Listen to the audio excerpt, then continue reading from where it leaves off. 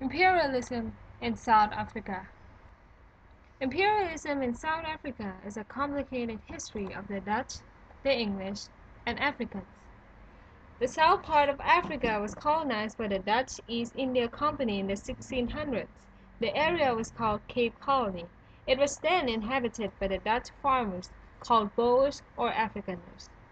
They were imperialized by the British in 1806 during the Napoleonic Wars. The British imposed English language and law over the Boers. Because of this, many Boers migrated from Cape Colony to the Orange Free State and Transvaal territories. But for now, let's look at the Africans. The native ethnic groups in southern Africa had been fighting since the late 1700s to the early 1800s.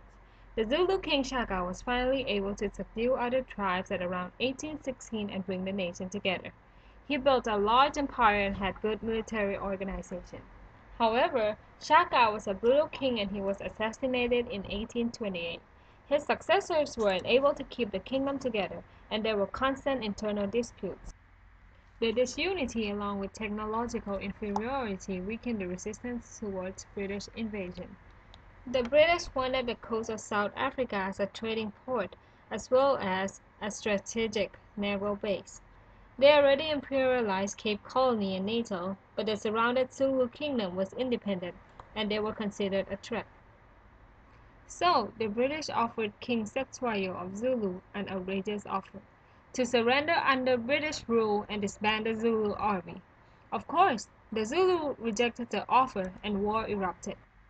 The war lasted from January 11 to July 4 of 1879, with Great Britain gaining the victory. After the war, Cetshwayo was exiled. Zululand was divided into 13 chiefdoms. Officials were appointed to be the channel between the chiefs and the British government, but it resulted in much bloodshed and disturbance. Although Cetshwayo was restored as king in 1882, continuous war between tribal chiefs led to his death a year after. Meanwhile, let's look at the Dutch. Nothing much happened after their migration until diamonds were discovered in the 1860s and gold in the 1880s at Boer territories. The British, aside from wanting the gold industry to improve their economy, feared that the Boers would be a threat to their supremacy. It was not long before a war broke out between the British and Boers in 1899, the Boer War. In 1901 and 1902, the British torched more than 30,000 farms in the South African Republic and the Orange Free State and placed all the Boer women and children in concentration camps, where more than 25,000 died. The British won the Boer War in 1902. In 1910, the Boer republics were joined into a self-governing Union of South Africa, which was controlled by the British. The imperialism in South Africa was a cruel and devastating event.